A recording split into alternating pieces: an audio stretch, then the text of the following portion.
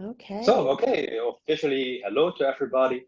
So we are now kicking off a webinar series about how we can use light medicine in integrative veterinary medicine. So that light therapy is often called photobiomodulation therapy or also called low-level laser therapy. Yeah, and I'm super happy, super excited to do all that with Dr. Marlene Siegel. She's a true pioneer and opinion leader and educator, yeah, and a true visionary in the field of integrative veterinary medicine. Yeah, I think you're gonna introduce yourself in more detail in a minute. So what we have planned for you today is just to give you a little taste of the whole field. So I will be explaining very basically, okay, why does light have such a fundamental influence on biology? And yeah, give you the rough idea how well established it is in human medicine. And yeah, then Dr. Siegel will have very amazing, very encouraging, heartwarming cases.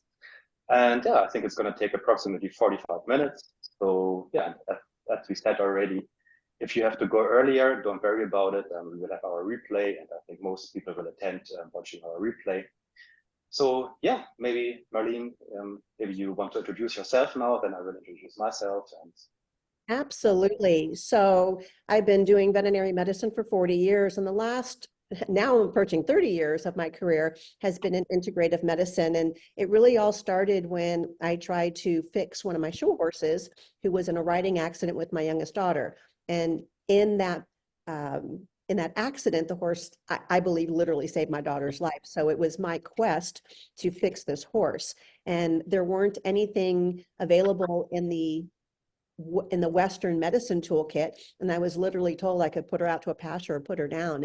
And it was those words telling me there was nothing more that could be done that set me off on a whole trajectory, and a commitment to my clientele that I would never, ever utter those words. It was the most horrible words to ever hear. There's nothing more that we can do. And I think that's really a problem in veterinary medicine because this compassion fatigue that we suffer through when we look at our patients, and we all want to do the best for them, and then we have to tell them, I'm sorry, there's nothing more I can do for you. It's heartbreaking. And so that was my promise to my clientele, to myself, to my horse, that I would take that journey, that lesson, and I would apply that wholeheartedly. And so for the next 25 to 30 years, I've been looking for technologies that would allow me to meet the needs of today's modern dis-ease. And it's certainly a lot more complex than we've ever seen before. So that's a little bit of my background. So I am a traditional practicing veterinarian. I still do full-time practice, but I'm now involved with a lot of companies to bring an entirely new toolkit to the veterinary community, not to get rid of our old one, but to blend them together so we can practice the best medicine. Any questions so far? All right, go ahead and put Martin's slide deck up here, and I'm going to play Vanna White for him. So let me. Yeah, okay. So you might wonder, what is Martin doing here? Dr. Siegel should be enough. I'm here as a technology expert. So if you want to go to slide number 2 now, so you'll see a brief intro about myself. Yeah, so I've been working in the field of photobiomodulation for 10.5 years now. I'm super closely associated to a German company called Weber Medical.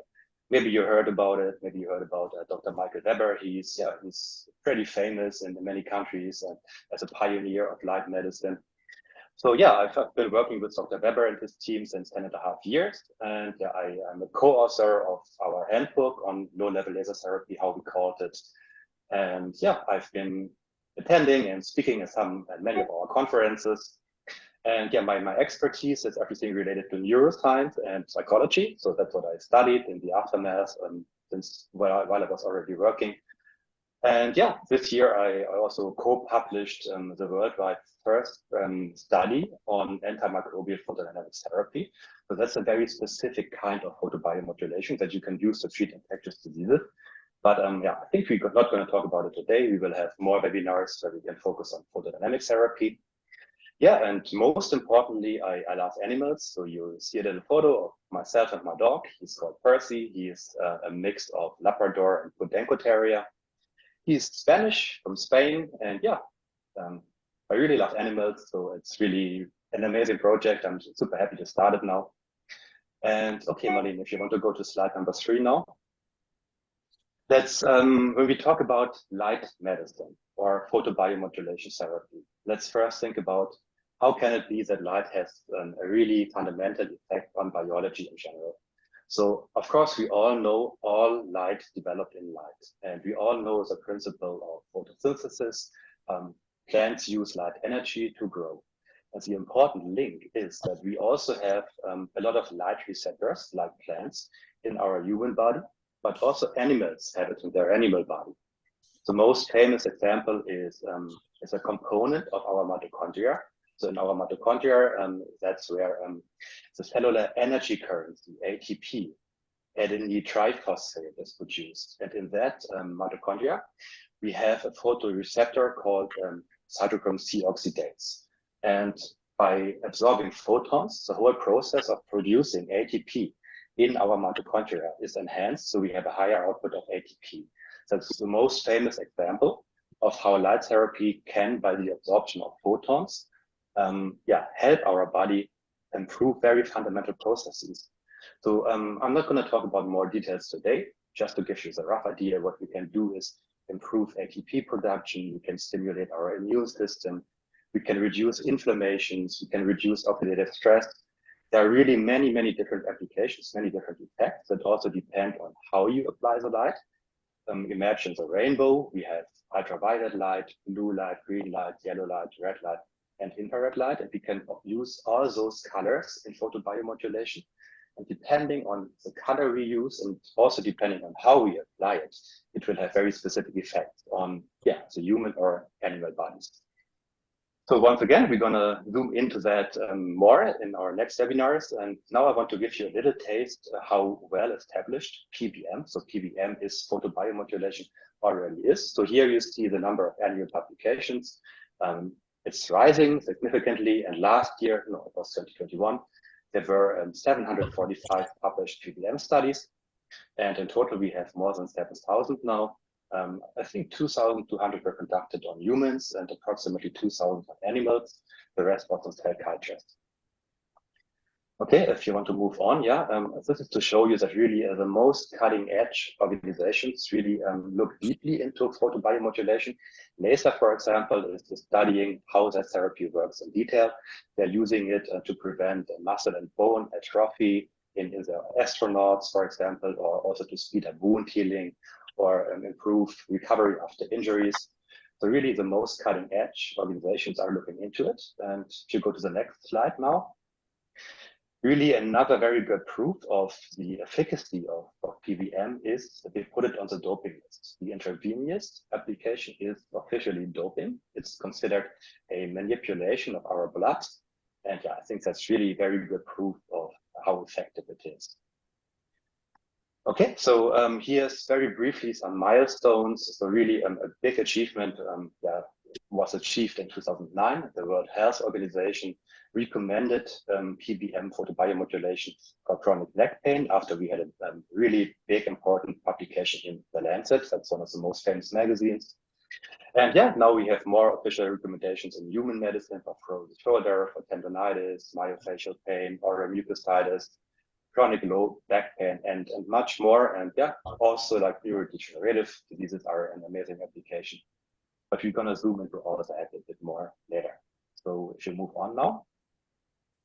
One important takeaway is that photobiomodulation is an approved medical therapy. It's partly FDA approved, partly meaning it's for external application approved by the FDA. And in Europe, by the CE, it's also approved for minimal invasive applications. And if you now go to the next slide, here you see what I mean when I talk about minimal invasive applications. So we can, with the right technology, apply that therapy in our bloodstream intravenously, but also in joints, or basically with some needle technology in the interstitial area of our body. The most common, most established application is still to apply it externally on the skin. So that's called topical application. And within that category, topical application, we have many subcategories. That could be laser acupuncture. It could be the transcranial application, meaning the application on our brain. And one last thing I want to mention, there's one specific term that's going to be very important today because Dr. Siegel is going to talk about it specifically. That is photodynamic therapy. So photodynamic therapy is a subcategory of photobiomodulation. In photobiomodulation, on one hand, we always aim at regenerating, stimulating, or activating cells and tissue. Photodynamic therapy, on the other hand, always has a specific target that we want to destroy. So that could be cancer cells, or it could be viruses, bacteria, fungi, or parasites. So this is just a small introduction, and now I let Dr. Siegel present some amazing cases. Right, thank you very much. That is always so informative. I'm going to pull my screen up here. And all right, here we go. We're going to have some fun, guys. Okay, so photobiomodulation is a more newer term. It used to be called low-level light therapy. So let's just call them interchangeable for now. And then I'm going to show you applications for low-level light therapy or photobiomodulation and photodynamic therapy. I love, love, love this cartoon because it really exemplifies how dogs just have this unconditional love for us, and we love them. So life expectancy of our pets. If you want to put in the chat, what is the oldest dog that you've seen in your practice? And what is the oldest cat that you've seen in your practice? While you type that in, I'm going to keep going. So this cat, Cream Puff, was in the World Guinness Book of Record, clocking in at 38 years and 3 days. And I don't think she's an enigma. I think this is truly the lifespan that they should be living. I also think it's kind of funny that she's an overweight cat. The same plumber in Texas who owned Cream Puff had another cat that lived to be 34 years of age. This is Maggie. She was a world record holder in 2016. I think she passed at 31. And then this was the oldest recorded dog. I think he almost made it to 32, or he did make it to 32, but he died this year. And this is Echo. I know this cat's age because this was my cat, and I got him when he was a day old. He was a feral cat, and he passed at 23 and literally looked that good until 4 days before he passed. We have this conception that aging is a disease. So clients come in and they go, oh, my pet's 9 or 10 or 14, and they think they're anxious and they should just be dying at that point. Well, I don't think aging is a disease. I'm approaching 70 and I have no intention of aging ungracefully. So it is not a disease. It's a function of what we're not giving our bodies. So despite the fact that we have a pill for every ill and a diet for every disease, I'm sure you guys are seeing the same statistics. Cancer rates in dogs, 1 out of 1.65. And I think that number is higher because this was a 10-year-old statistic. And cancer rates in cats, 1 out of 3, think it's highly underreported. Obesity, autoimmune disease, arthritis, allergies, gastrointestinal diseases, when we include those into our database, we're seeing nearly 100% of the animals that we're seeing are coming down with some form of chronic degenerative disease. Agree? Just raise your hand. Yes or yes. Right? Okay. We're also aware now that the life expectancy of these pets is down by 7 years compared to 20 years ago. Now, despite all of the things that we've advanced in medicine, we are definitely going in the wrong direction. And this point is the one that really strikes home for me. It's the fact that antibiotic resistance is now a global emergency. It's becoming as life-threatening as cancer in both the number of cases that we're seeing that have a resistance and also fatality. And this is in the human side, let alone the pet side. So it's super important that we're looking for safe and effective alternatives. And as I go through the cases I'm going to present to you, almost every one of them, no antibiotics were used. Now, I'm going to share my 6 steps to health and healing because even though I didn't put all the details of my cases in here, this is literally the 6 steps I do for every single case. If it's a puppy and kitten coming in for the first time, or it's an animal with chronic illness, this is the steps I do. And you can actually download the PDF at holistichealingvet.com if you want to download the PDF, which is a little bit more robust. So number 1, we have to stop doing the things that are causing the disease, right? We got to stop doing all of the things that are polluting the body and causing problems. And that includes food, water, environment, EMF, all the things that are affecting us and our animals. We have to take a conscious look at that and reduce as much as possible. Number two, we have to look at nutrition. So when we talk about nutrition, I'm talking about the essential nutrients that the body needs and cannot make in sufficient quantities on its own. So we have to make sure we're supplementing that.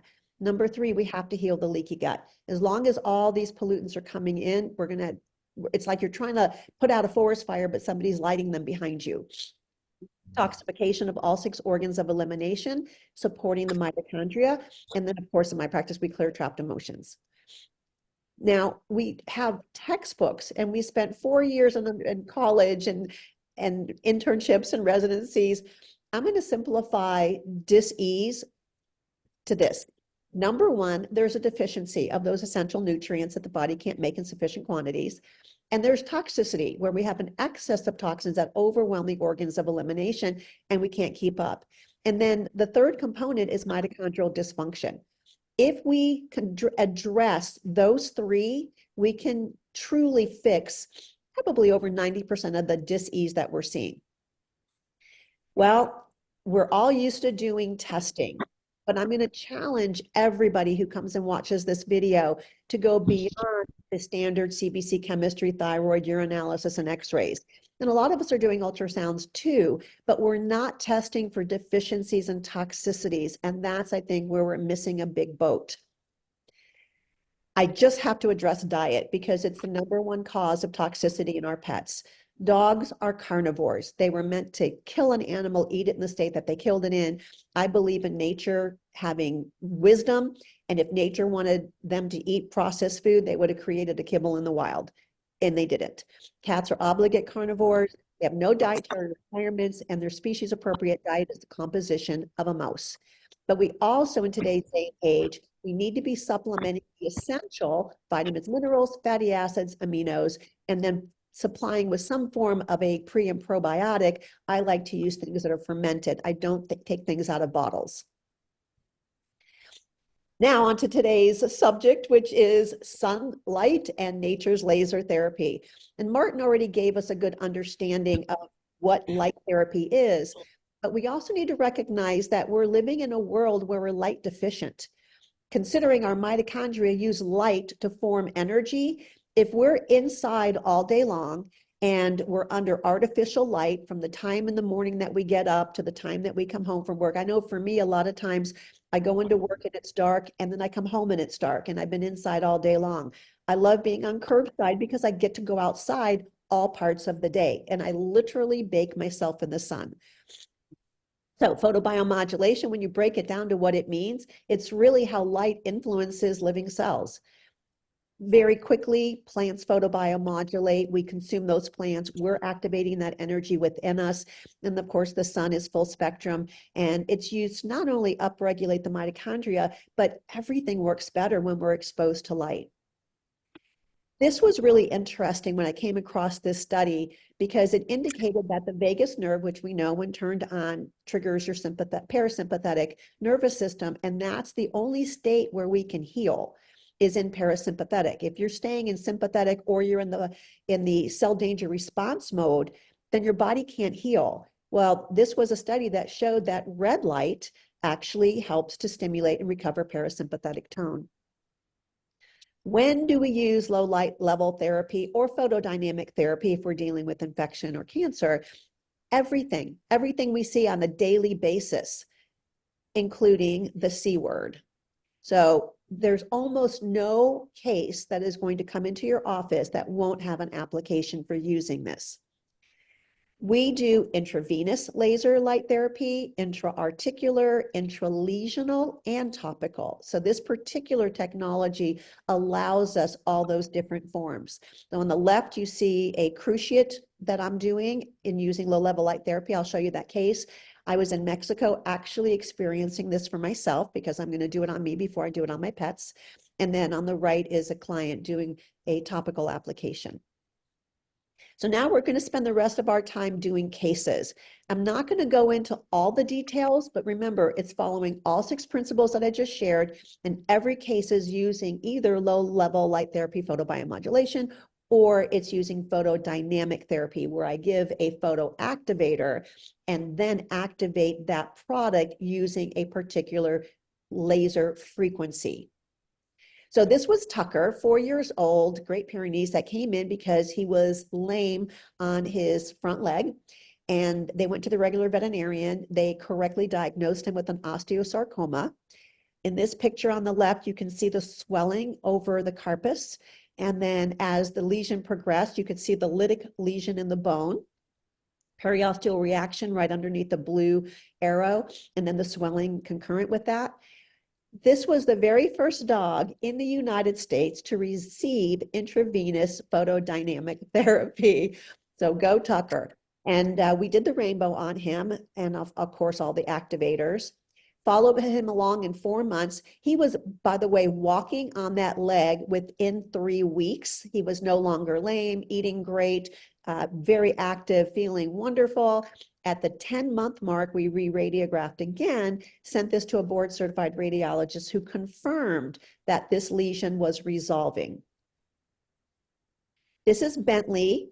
He was 5 years old when he started developing these blisters on his nose, went to the veterinarian. They gave him a steroid cream. It got worse. They went back and biopsied it, and it came back as squamous cell carcinoma. They went to a veterinary oncologist who told them that the only thing they could do for this dog was literally to remove his nose, and he would still die of the cancer. So they didn't go with that option. And I'm going to take you through all the things I did for him. So we did a thorough workup, including the deficiencies and toxicities. We even did a CT after 5 months of therapy.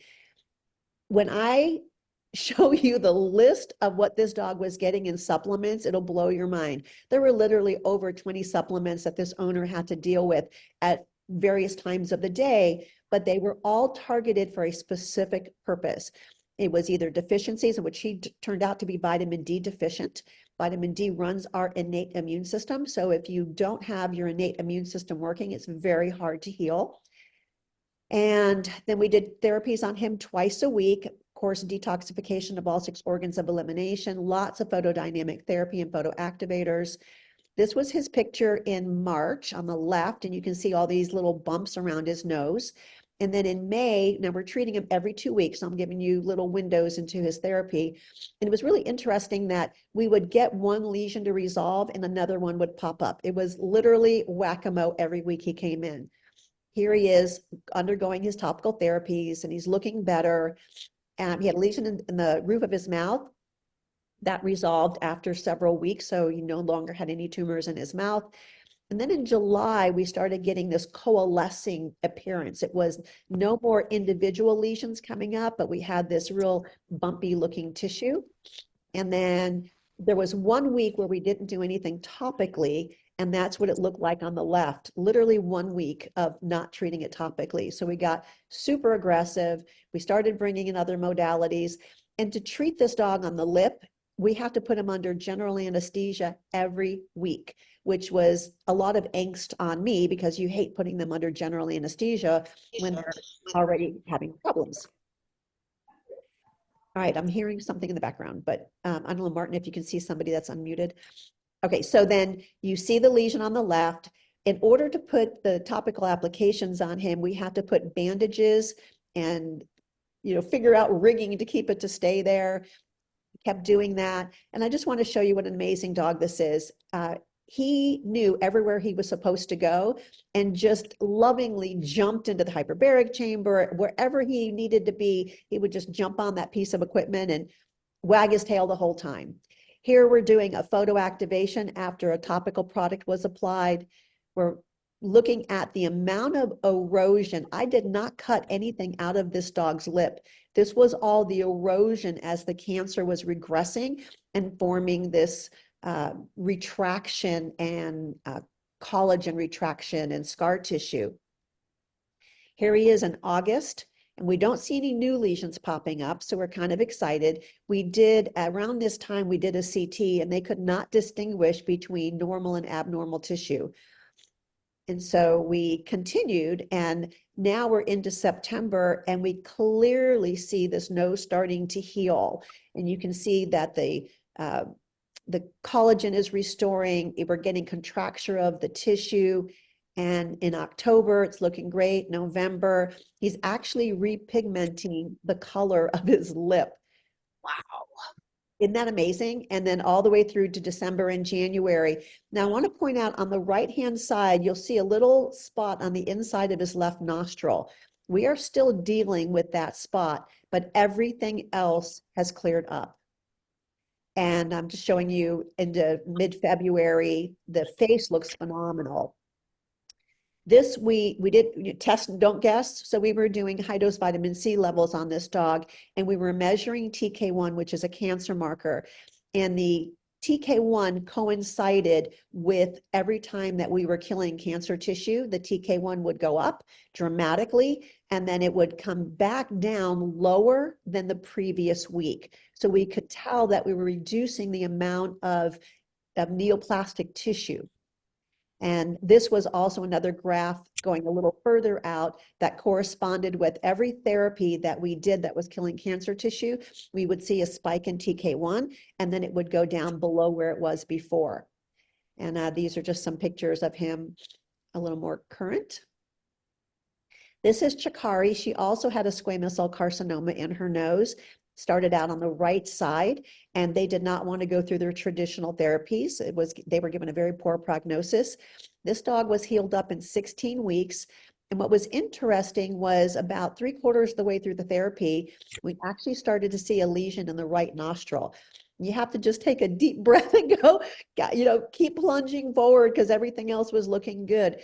But what it taught me was that a lot of these cancers, they're going to get angry, they're going to swell, they're going to get inflamed before they leave. And at the 16-week mark, her cancer was gone from her nose completely and never returned.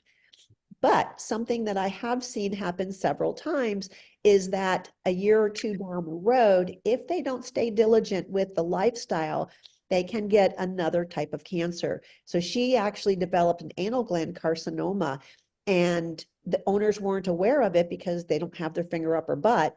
And it was huge. So we had a surgeon come in and surgically resect it, but at that point, they weren't able to keep up with her therapies, and we ended up euthanizing because of the anal sac carcinoma.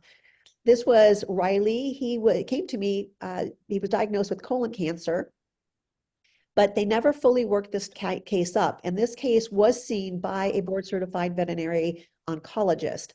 But when I worked him up, he was vitamin D deficient, magnesium insufficient. His TK1 was normal, but he was low in zinc, manganese, molybdenum, selenium, copper. He was off the charts for arsenic and mercury. He was high in antimony, lead, and strontium. So look at all the things that were being missed in this cat. The high levels of heavy metals and also the deficiencies. So of course we worked on getting all of that fixed. And here he is getting a CT about a year down the road. And what we found was that he had no cancer in his colon, but he did have widespread metastases, is what I assume it was, in the mesentery, liver, spleen, and lungs. But the whole time we had him, a year and a half, he had 100% quality of life. And that's our number one objective. This is Ratchet. He went to his veterinarian because he had a broken tooth. They took the tooth out, but he kept bleeding. So they sent him to a board-certified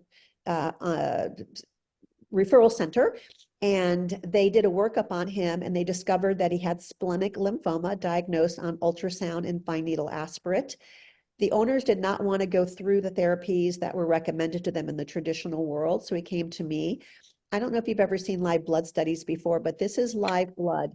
This is a drop of blood on a microscope slide, unstained. And it represents the 4th phase of water. There's actually 4 phases, not 3 phases of water. And when that phase is collapsed, the red blood cells will collapse on each other. So this is beyond rouleau. This is actually cell aggregation. So we started therapies on them. On the right-hand side, this is after 1 hour in our PEMF device. We use a machine that has very low picotesla ranges, and it started to break down. And this is at the 3-week mark.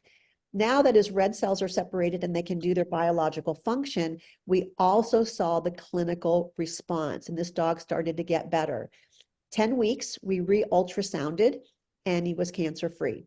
So he could have been cancer-free earlier. We just couldn't see the lesion, and we didn't ultrasound until 10 weeks. 2 times a week, he was treated for 10 weeks. Splenic lymphoma resolved. The radiologist didn't even know what to say. I literally got a one-word response that was, wow. This is Bo. He presented with an anal gland carcinoma. It was surgically removed. He underwent our 10-week protocol. The anal sac carcinoma never came back. However, he developed an oral mass a year later, and it was diagnosed as oral melanoma. Here's the important part. We went back on our regime, and this melanoma never developed in his mouth. He got depigmentation of the roof of his mouth, but the tumor never grew. In the little spot at the top of the picture where my thumb is in front of that tooth, that's where I did the biopsy. So it did change colors, but phenomenal quality of life until it was his time to transition.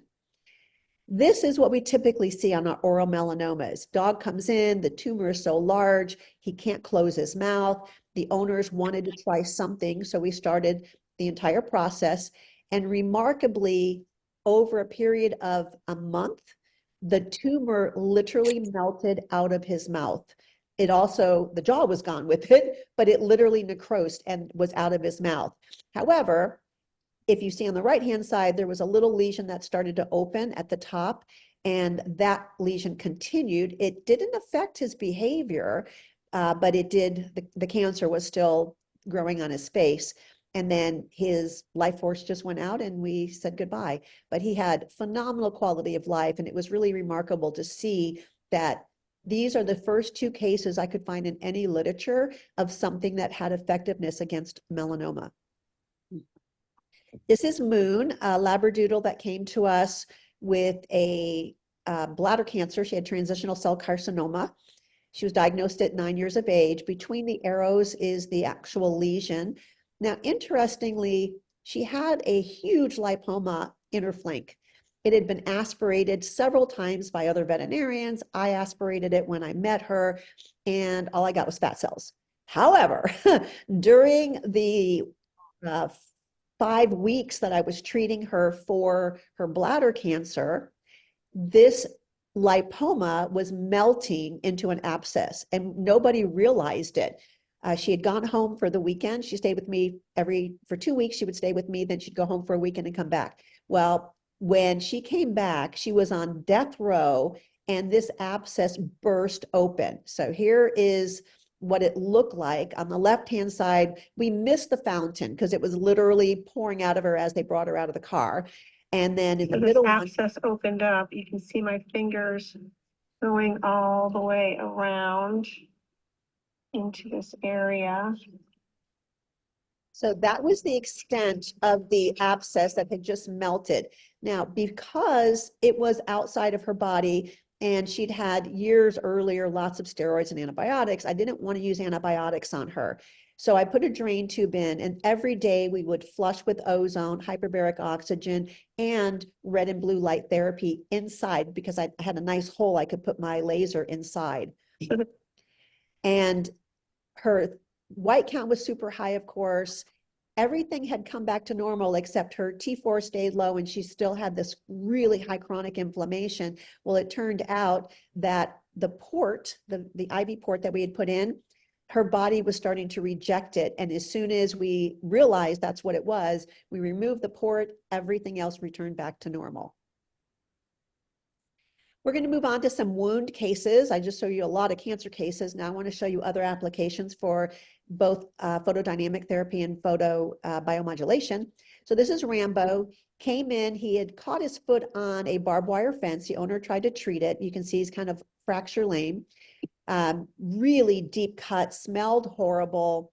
Took an x-ray, saw that he was not only infected, but he dislocated his joint at P1, P2. And so I didn't put him on antibiotics. I actually was treating him topically, gut support. He was on processed food, so they changed him to a raw diet. We did laser every day, sent home a laser for the owners to do as well. And in 7 days, his body literally removed the necrotic dead toe. And all I had to do was go in and do a small excision to remove the rest of it, closed it up, continued laser therapy. And this was totally healed in a total of 14 days, 7 days of pre-treatment, 7 more days after closure. Never had to use an antibiotic. Now, would anybody have been that brave to not put an antibiotic on that case? Right? So I just didn't want to have, in the addition, all the side effects of the antibiotic. And we were watching this dog closely enough. I did talk with the owners, and so I had their permission. At the first sign of something going south, I would have used an antibiotic, but I didn't have to. This is Roxy. She was under 2 years of age, and she presented to me on an emergency for a swollen paw. Now, they said she'd been licking at her foot, and they had put a bandage on her foot. They didn't think it was tight. So I see all this swelling, and it's already starting to seep between the toes. Very fortunate that I started doing laser therapy for the swelling, and I did lymphatic therapy on this foot for the swelling. And I'm really glad I did, because 2 days later, that's what it looked like. So now you can see the demarcation line. They apparently had used something, not a rubber band, but something constricting at the top of the bandage. And so now her skin literally in 48 hours is sloughing. It continued to get worse looking 5 more days later. And now all the skin sloughed off. It was really nasty looking. I ended up culturing and did put her on an antibiotic for 1 week. And then we started to get some healing. This is just days going by. We started getting some healing.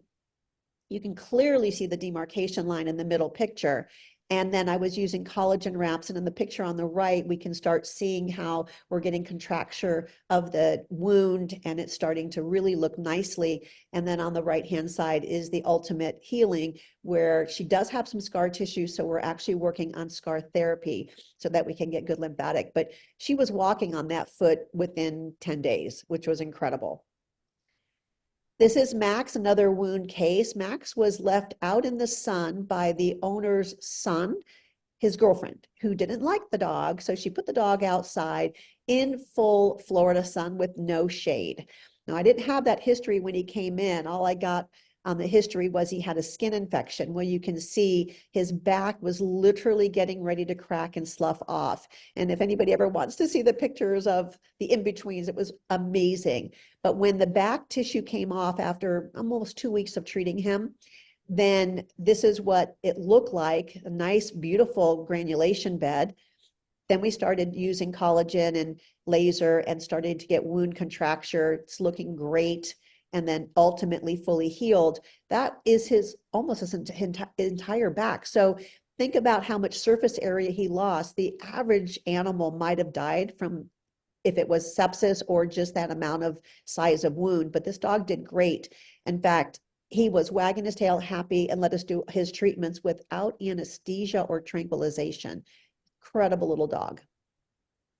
This is Dazzle. She came in to be euthanized because the owner had smelled something really bad, and she turned her over and saw that her vent was all full of maggots, and she didn't think anything could be done for her. And oddly, she had laid an egg that morning, and she hadn't laid an egg in years. So under my watch, we don't die for something I can treat. So we started doing ozone rinses on this chicken, and we did red light and blue light, because we know the blue light is antibacterial, antiviral, antifungal. And as I was treating this chicken, the maggots were just falling off. And I wasn't even plucking them out. They were just literally falling off. This was 48 hours. 48 hours, all the maggots were gone, and the tissue looked amazing. Like she was literally healed. This is Luna. She had bit through an electrical cord at Christmas. The owner didn't know that at the time. She just heard a yelp, turned around, there was poop on the floor, and the dog was profusely drooling. When she came in, I opened her mouth and I saw this horrific burn across her tongue. So I knew she'd been burned, but we still didn't figure out why until the owner went home and found the cord. But if you notice how far back in her mouth her tongue is burned, and it's over 3/4 of the way across the tongue. So I knew if I couldn't stop that damage, she was going to lose more than a third of her tongue, and she may not have been able to eat and drink. So I was very vested in getting this thing treated. You can also see the left commissure of her mouth had burn marks as well. So we were treating her hourly and doing a lot of therapy. The owner was very concerned because each day she would have this huge film of pus that formed on the tongue. And I would just peel off the pus and I would keep treating her. I never put her on an antibiotic. The pus was all of her white cells that were going in there to treat the lesion. And in 7 days, this lesion was fully healed. She has a little tiny spot on the right side of her tongue where there's a little bit of a flap, but we've never done anything. And I just saw her last week and she's doing fantastic, fully healed in a week. But this dog was eating and drinking in 24 hours. So she must have been comfortable enough that she was willing to eat. Pretty cool. This was a dog that had a really severe vaginitis and scalding on her perivulvar area. She'd been to the University of Florida. They put this dog on 3 different antibiotics all at the same time. They couldn't figure out what was the problem. She came to me and I suspected that she had some issues with glyphosate at home. But what it turned out to truly be is she had some urinary incontinence. The only way I was able to diagnose that was I was in the hyperbaric chamber with her during her first dive. And I happened to look up, her butt was facing me, and I saw a couple of drips of urine coming from the vulva. And then I realized it was urine scalding that was causing the problem. So we started her on some medication to stop the urine dripping. And then we were able to treat all topically, because I took her off all the antibiotics, and she was healed within a week. This was a dog. This is an anterior cruciate ligament bilateral. This dog, we were called to their house to euthanize the dog because he couldn't get up. And he's a big Cane Corso. He weighed over 120 pounds. And when we started asking the owners what was going on, and I did his exam, I realized that he had bilateral cruciates, and that's no reason to be put to sleep. So we offered them the ability to try treatment, and they were thrilled. So here we are, having to semi-carry him out. He was very painful. He tried to bite us, so we put a muzzle on. And then the next day, we did a Prolo ozone PRP therapy in his joints. Palpating. I'm going to be quiet. I just am right on bone here. So let me get my PRP. So I'm injecting right into the joint through a special needle from our laser company that I can inject through. And then I'm going to go ahead and, after I finish my injections, I'm going to put the laser fiber optic in, and you'll be able to see what that looks like. Kind of hard to conceptualize until you actually see it. That was my prolozone, my ozone.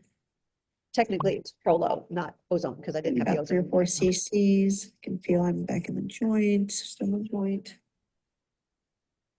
Now I'm about to introduce the fiber optic, and it's Fiber only because optic. we were videoing, I couldn't get it in right away, as you would You can imagine. actually see the joint fluid. Normally it just, I don't know, it just slips in right away, but it was giving me a hard time. And then in it goes.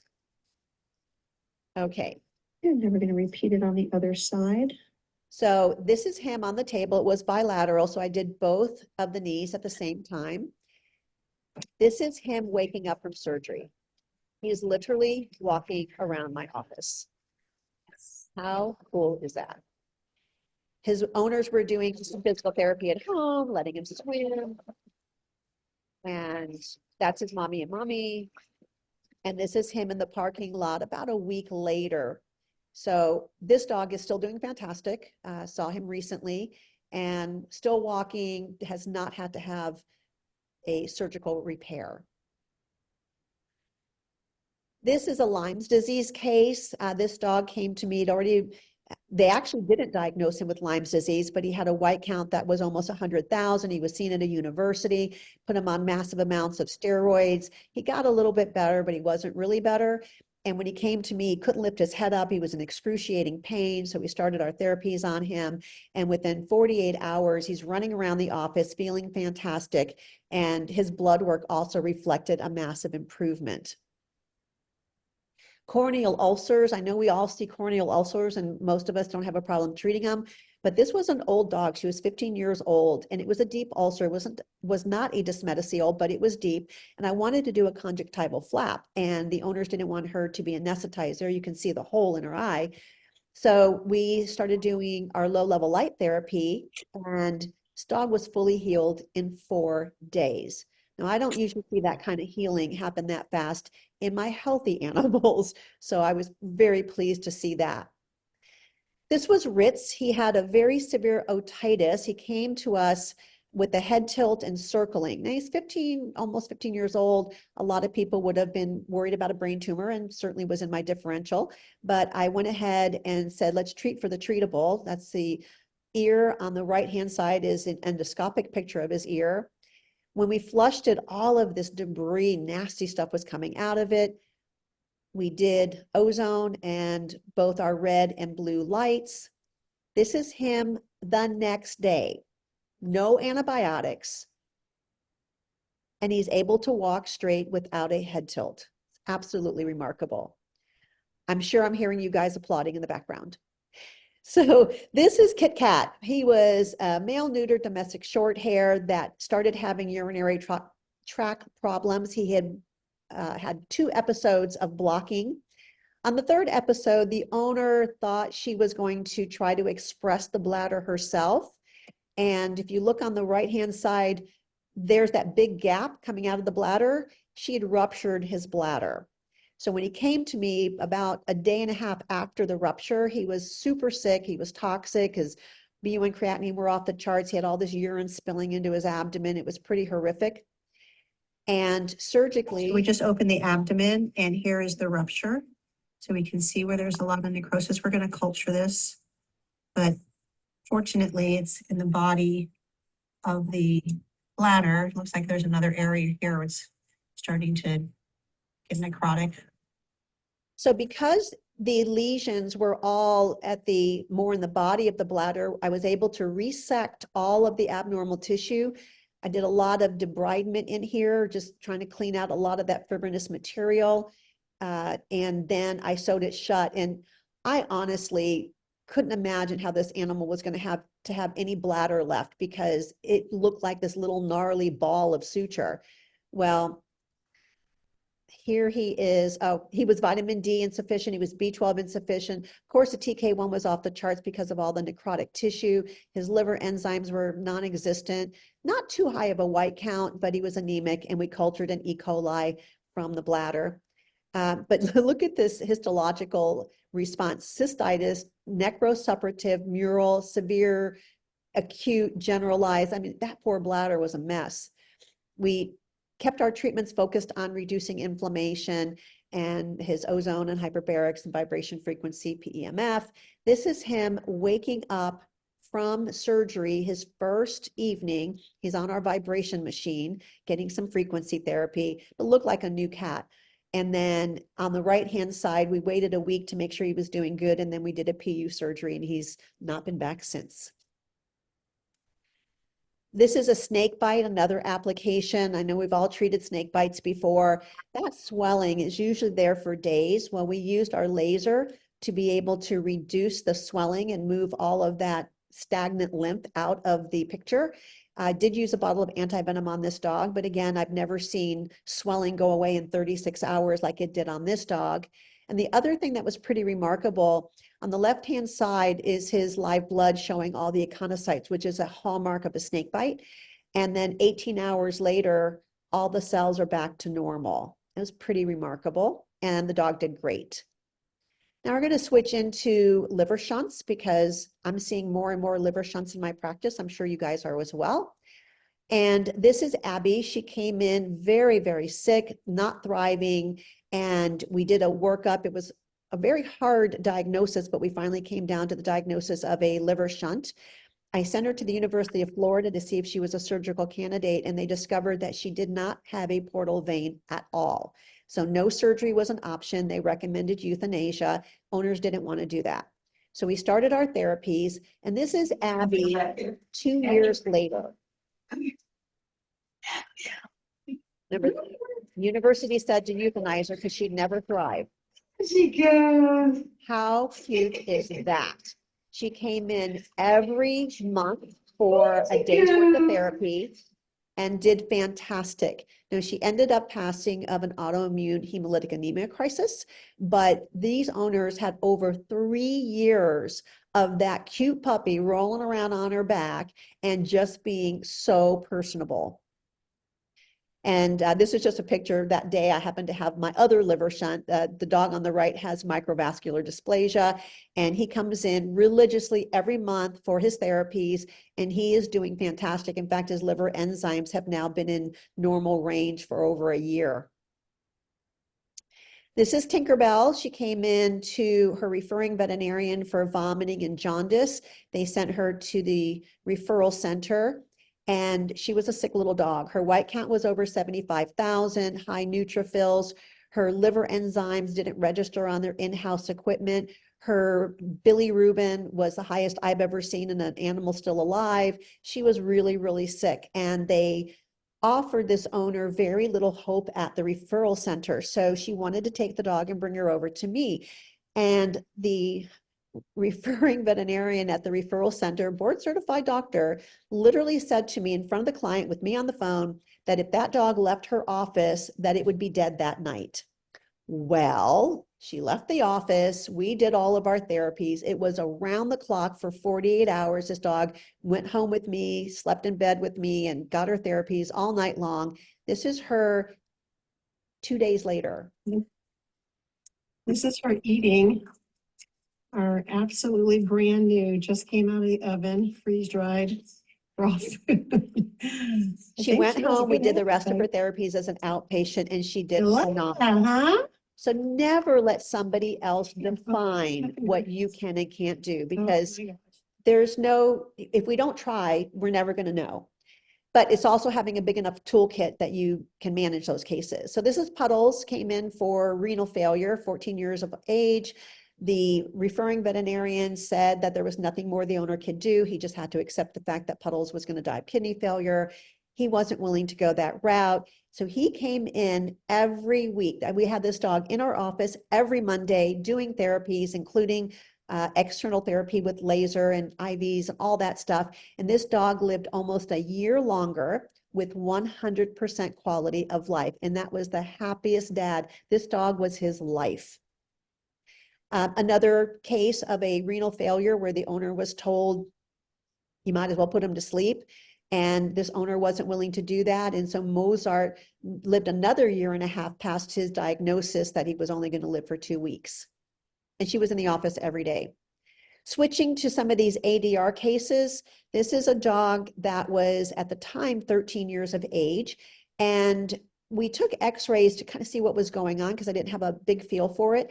And like you guys, we use a trough. Our technicians are making sure that the plumb line is lined up straight on the dog so it looks like they are straight. And I see the spine that is all curved like that. I now realize these are real. This is fascia decompression problems and muscles being held out of alignment. On the right-hand side is the thermography showing the inflammation that this dog was experiencing in his back. So we did treatments, including chiropractic and laser, and we treat him 2 times a week, and then we re-x-rayed and did the thermography again, and you can see his spine is totally straight and all the inflammation is gone. This is a cat, same thing. The owner said this cat never walked normal. It had like a bulldog walk its whole life, and it came in for ADR. We x-rayed it, saw that the spine wasn't straight. We did our therapies, and then we re-x-rayed afterwards.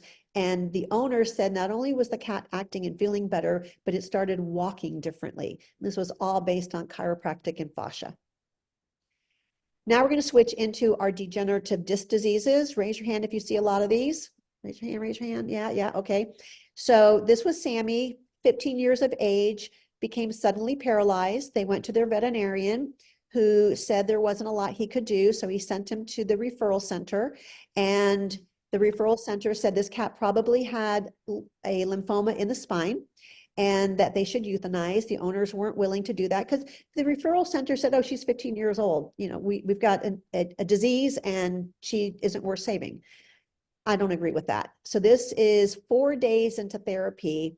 We were able to get the cat to stand up and crab walk. Now, if she never got any better than that, the owners would have been happy because she could use the litter box on her own. Well, we didn't stop there. We kept going. This is her at the 4-week mark, walking pretty good. Owners telling me she was doing behavior she hadn't done in years. So she had a lot of degeneration going on in the spine chronically for a long time. Sammy lived to be 20 years, so 5 more years. I venture to say she probably didn't have splenic lymphoma, and they had 5 more fabulous years with this cat. This is Ireland, was only 3 years old, came in acutely paralyzed. Dad was a nurse, so he brought the dog in to be euthanized because he was sure there was nothing else that could be done. Well, we see this as a presentation. Of course, we see gazillion of these cases. You see her kind of just dragging her rear end. We hospitalized her for 3 weeks because the owner's schedule at work didn't allow for him to come back and forth to the hospital. This is her 3 weeks. I left the audio because it's so cute to listen to. She's so happy to see her daddy. This dog never had a steroid, no antibiotics, and no surgical intervention. So I think this might be my last case. This dog was 18 years old, came to me. The owner was exhausted. This dog had not been able to lay down and sleep for days. She would just pace, doing this kind of walking in a circle and crying all night long, and owner didn't know what to do for her. What would most people say at 18 years of age? Let's put her to sleep, right? This owner didn't want to put her to sleep because I gave her the option. You know, we could work her up or we could put her to sleep. We took x-rays and we saw not only does she have severe spondylosis, but look at that arch in her back. That is not just from spondylosis. That's from the fascia trying to hold her in place and compensate for all the pain that she was in. And it was remarkable to see this dog's change as we started treating this dog. Did a full workup on her, took care of the deficiencies, took care of the toxicities, did a lot of chiropractic work, low-level light therapy, and she posted this on social media. Guess who got 8 hours of sleep? Oh, that girl. And this dog lived almost a month longer. Now, some people will go, oh my God, she spent all that money and it was only a month. To this owner, that was the most precious 30 days that she had with this dog. And to this day, she's so grateful to me that she had that extra time with her dog because it was so special. So I think we have maxed out our time, guys, but I want to leave you with a couple quotes. The difference between a master and a beginner is that the master has failed more times than the beginner has ever tried.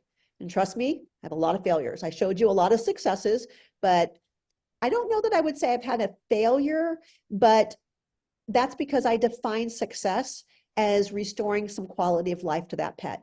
Even if I don't always fix the problem, I've always given them quality of life. And so to me, that's a success. And then of course, if you can, you must, and if you must, you can. So that should be our proverb to go through life. And last but not least, and this is the one that is most significant to all of us, is that the reason for failure is a lack of resourcefulness. So when I made that promise to my clients, I said to myself, I don't have enough tools in my toolkit. I have to be more resourceful. And for the next 20 plus years, I have looked and looked and looked for technology. I can't even tell you how much money I've spent on technology. Hundreds of thousands of dollars. I'm sure I'm in the million range, but it's worth it when I can send a case home alive and thriving. So there's all the different things that I have going on in my life. There's a few more, but I'll just leave it at these. And then I'm going to open up for any questions. Let me stop sharing.